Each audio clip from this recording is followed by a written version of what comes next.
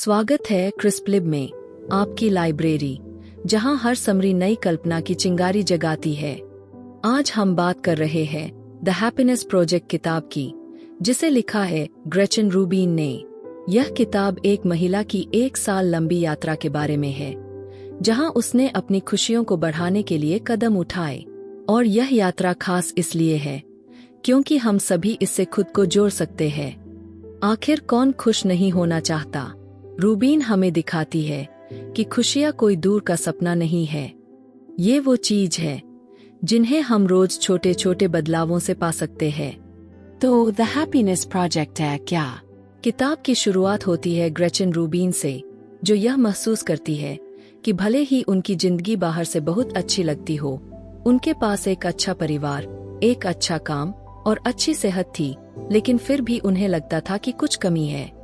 वो उतनी खुश नहीं थीं जितनी वो हो सकती थीं। लेकिन बड़े बदलाव करने की बजाय, जैसे नौकरी छोड़ना या किसी और शहर में जाना, उन्होंने अपने रोजमर्रा के छोटे छोटे कामों में सुधार लाने का फैसला किया ताकि वो और ज्यादा खुश रह सकें।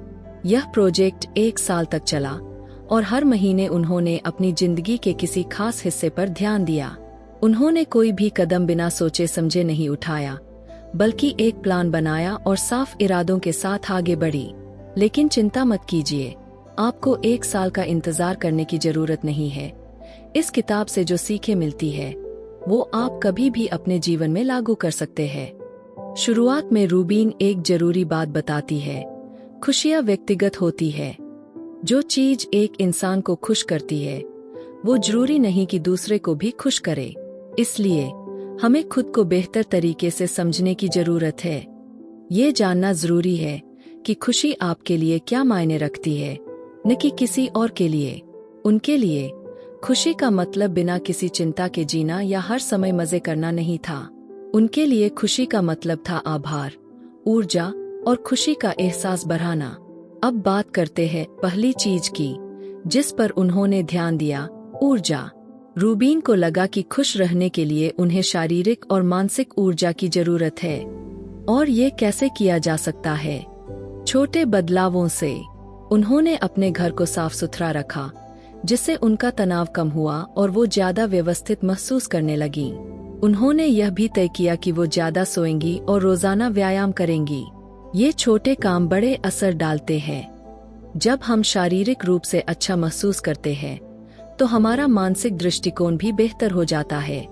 इसके बाद उन्होंने रिश्तों पर ध्यान दिया। रूबिन जानती थीं कि उनकी खुशी का एक बड़ा हिस्सा उनके परिवार और दोस्तों के साथ रिश्तों से जुड़ा था।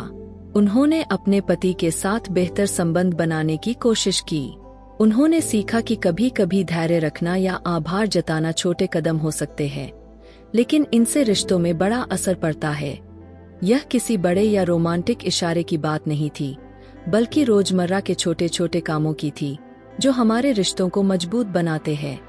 किताब में यह भी बताया गया है कि हमें अपने जीवन में मजे करने के लिए समय निकालना चाहिए। रूबिन ने महसूस किया कि वो अपने शौक और पसंदीदा कामों के लिए समय नहीं निकाल रही थीं। हम अक्सर अपनी जिम्मेदारियों में इतना उलझ जाते हैं कि जो चीजें हमें खुशी देती है, उन्हें भूल जाते हैं। चाहे वो शौक पूरा करना हो, पढ़ाई करना हो या बस कुदरत के बीच समय बिताना हो, किताब हमें याद दिलाती है कि हमें अपने जीवन में मजे करने के लिए भी समय निकालना चाहिए।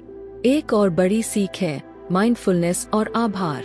रूबिन ने जानबूझकर वर्तमान में जीने की कोशिश की, बजाय इसके कि हमेशा अगले काम या लक्ष्य के बारे में सोचें। उन्होंने आभार जताने की आदत डाली और हर दिन उन चीजों को याद किया जिनके लिए वो शुक्रगुजार थीं। जब हम उन चीजों पर ध्यान देते हैं जो सही चल रही है, बजाय इसके कि हम क्या खो रहे हैं, तो हमारी खुशियां अपने आप बढ़ जाती है। द हैप्पीनेस प्रोजेक्ट यह भी बताती है कि खुशियां पाना आसान नहीं होता। रूबिन ने खुद बताया कि कई बार उन्हें प्रेरणा नहीं मिलती थी, या फिर उन्हें लगता था कि उनके प्रयास काम नहीं कर रहे हैं। लेकिन उन्होंने सीखा कि खुशी एक यात्रा है, मंजिल नहीं। इसमें उतार चढ़ाव आएंगे और यह ठीक है। जरूरी है कि हम कोशिश करते रहें, छोटे छोटे खुशी के पलों को तलाशते रहें। रूबिन ने यह भी महसूस किया कि कुछ नया सीखना और खुद को चुनौती देना भी खुशी बढ़ाता है। जब हम खुद को किसी नई चीज में लगाते हैं तो हम बढ़ते हैं और यही विकास खुशी देता है। किताब हमें यह भी बताती है कि जब हम खुश होते हैं तो हमारा खुशी भरा मूड दूसरों तक भी पहुंचता है। रूबी ने देखा कि जब उन्होंने अपनी खुशियों पर ध्यान देना शुरू किया तो वो अपने परिवार, दोस्तों और साथियों के साथ ज्यादा सकारात्मक हो गईं। सबसे दिलचस्प बात यह है कि उन्होंने महसूस किया कि खुशियां हमें खुद को अपनाने से मिलती है। हमें हर चीज बदलने की जरूरत नहीं है। जब हम अपने असली रूप को स्वीकार करते हैं, हमारी खासियतों, हमारी पसंद और हमारी कमियों के साथ, तब हम स्वाभाविक रूप से ज्यादा संतुष्ट महसूस करते हैं। इस 1 साल की यात्रा के बाद रूबी ने यह सीखा कि खुशी कोई ऐसी चीज नहीं है जिसे ढूंढा जाए, बल्कि यह कुछ ऐसा है जिसे हम रोज छोटे छोटे कदमों से बनाते हैं। बड़ी बड़ी घटनाओं का इंतजार करने की जरूरत नहीं है। खुशी वो है जो हर दिन के छोटे छोटे पलों में छिपी होती है।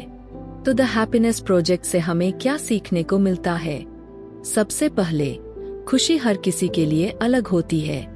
दूसरी बात, रोज के छोटे छोटे काम हमारी कुल खुशी में बड़ा बदलाव ला सकते हैं। और आखिरी बात, खुशी एक यात्रा है। इसके लिए समय, मेहनत और ध्यान देना पड़ता है, लेकिन इसका फल मीठा होता है। अब आप सोचें, आप अपने जीवन में कौन से छोटे बदलाव कर सकते हैं जो आपको और खुशहाल बना सकते हैं? शायद ये अपने परिवार के साथ ज्यादा समय बिताना हो या हर दिन आभार जताना हो। जो भी हो, आज से शुरुआत करें। आपकी खुशियां आपके हाथ में हैं। धन्यवाद द हैप्पीनेस प्रोजेक्ट के इस सफर में मेरे साथ चलने के लिए।